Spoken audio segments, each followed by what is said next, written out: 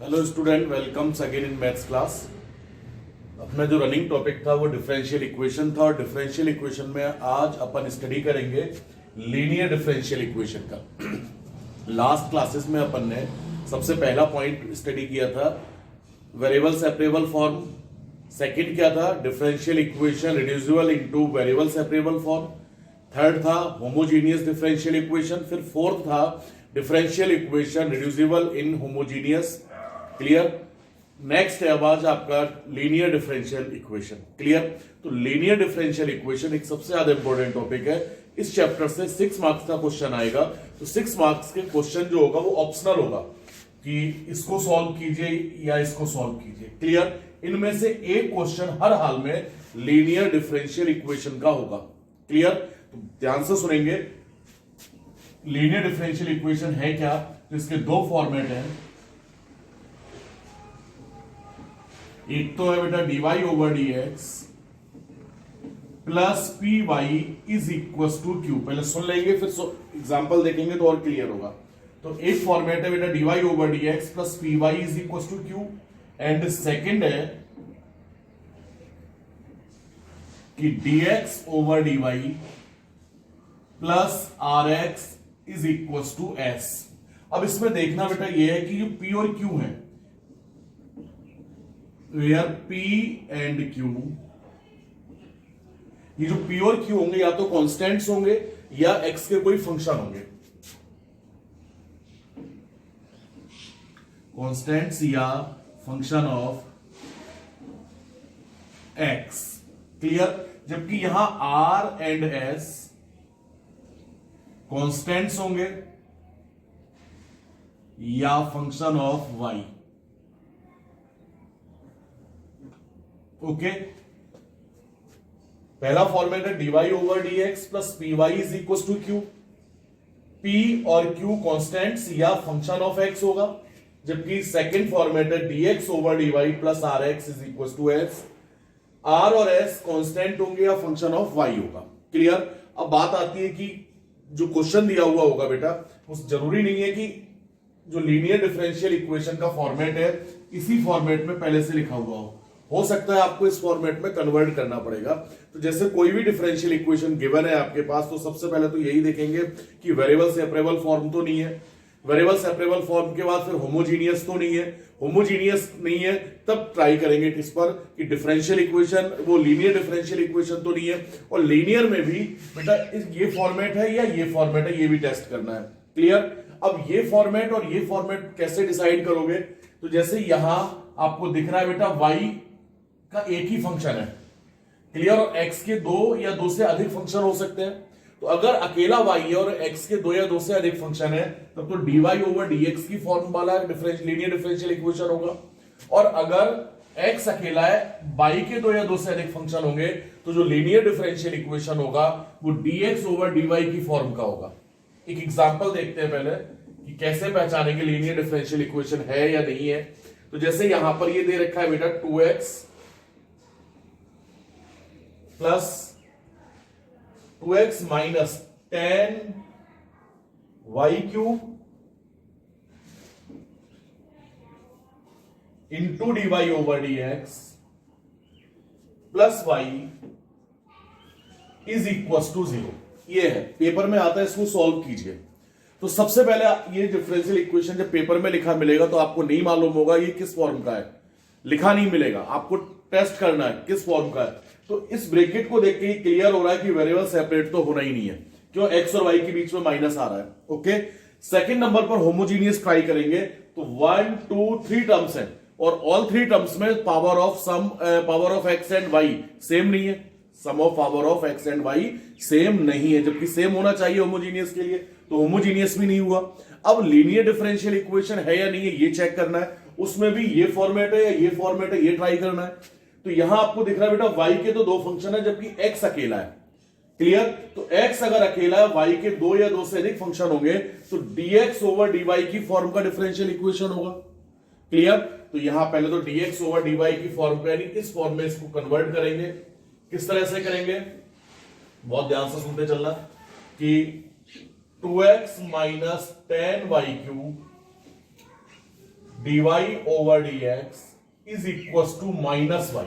Okay, then dy over dx minus y upon 2x minus 10y cube, और इसको फिर reciprocal कर लीजिए इसका dx ओवर dy, क्योंकि आपको तो dx ओवर dy की फॉर्म का बनाना है ना, is equals to minus 2x minus 10y cube upon y. Okay, and dx over dy is equals to, बेटा माइनस कॉमन लेके कैंसिल आउट करोगे तो ये हो जाएगा 10y cube minus 2x upon y, and dx upon dy is equals to, अब separate करोगे तो 10y cube upon y, 10y cube upon y क्या हो जाएगा बेटा, 10y square minus 2x upon y. Okay, अब इनमें से एक टर्म को इस साइड लेकर आएंगे, तो कौन सी टर्म को लेकर आएंगे, जो x वाली टर्म होगी, यानी ये वाली टर्म. क्लियर, तो ये आएगा बेटा dx upon dy plus 2 upon y x is equals to 10y square. अब इस डिफरेंशियल इक्वेशन को इससे मैच कराइए, तो r यानी कोएफिशिएंट ऑफ x कितना हो गया, 2 अपॉन y, यानी मैंने लिखा है ना r एंड s क्या होंगे, कांस्टेंट्स होंगे या फंक्शन ऑफ y होगा. तो x का जो कोएफिशिएंट 2 अपॉन y है वो y का फंक्शन हो गया, यानी r तो कितना हुआ बेटा यहां पर 2 अपॉन y, जबकि s भी y का फंक्शन है, तो 10y स्क्वायर. क्लियर, तो आपको जो डिफरेंशियल इक्वेशन गिवन होगा, सबसे पहले तो टेस्ट करेंगे कि वेरिएबल सेपरेबल फॉर्म है या नहीं है, होमोजीनियस है या नहीं है, फिर लीनियर के बारे में जाएंगे. तो लीनियर में भी इन दो फॉर्मेट में से किसी एक फॉर्मेट में होना चाहिए क्वेश्चन. तो आप कैसे डिसाइड करोगे कि dy ओवर dx के फॉर्म का या dx अपॉन dy के फॉर्म का है, कैसे डिसाइड करना है, वापस सुन लेंगे एक बार कि अगर y अकेला है और x के दो या दो से अधिक फंक्शन है तब तो इस फॉर्म में कन्वर्ट करोगे, और अगर x अकेला है, y के दो या दो से अधिक फंक्शन है, तो dx ओवर dy की फॉर्म में कन्वर्ट करेंगे, जैसे यहां किया था अपन ने. यहां आपने देखा कि y के तो दो फंक्शन थे बट x अकेला था, तो dx अपॉन dy पता किया आपने. ओके, और dx अपॉन dy को कैलकुलेट करते हुए इस फॉर्मेट में लेकर आए, तो dx upon dy plus 2 upon y into X equals to 10y square, और इससे कंपेयर कराया तो r कितना हो गया 2 अपॉन y एंड s कितना हो गया 10y स्क्वायर. क्लियर, तो ये तो हुआ लीनियर डिफरेंशियल इक्वेशन की पहचान. अब इसको सॉल्व कैसे करेंगे बात की बात है. सबसे पहला काम क्या करना है, मैं यहां सॉल्यूशन भी अब बता रहा हूं आपको, कि जैसे आपने देखा इन दो में से कोई एक फॉर्मेट होगा, तो P की वैल्यू पता करेंगे एंड Q की वैल्यू पता करेंगे. क्लियर, और उसके बाद आपको करना क्या है, सबसे दो स्टेप में ये इसका जो सॉल्यूशन है वो दो स्टेप में कंप्लीट होना है. फर्स्ट स्टेप में क्या करेंगे, इंटीग्रेशन फैक्टर फाइंड करेंगे.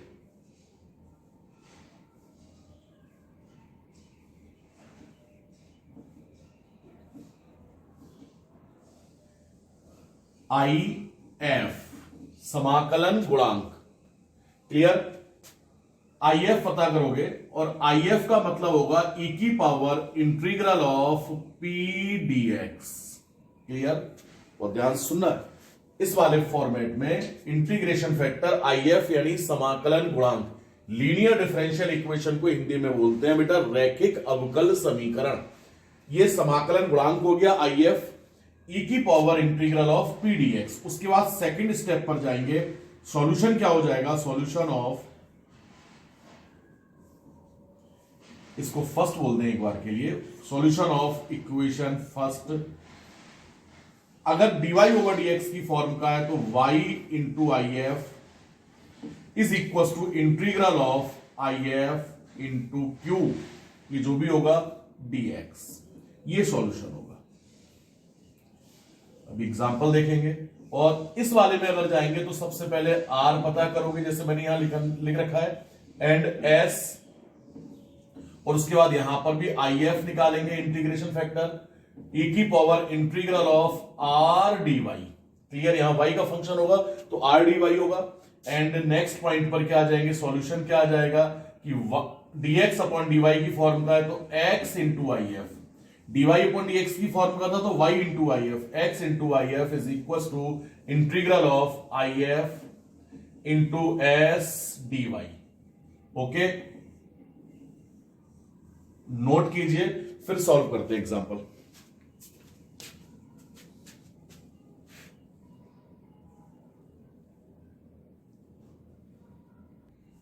बेटा इस क्वेश्चन को कंप्लीट करते हैं। अब r आपका आ चुका है बेटा 2/y, s आ चुका है 10y²। तो सबसे पहले IF फाइंड करोगे।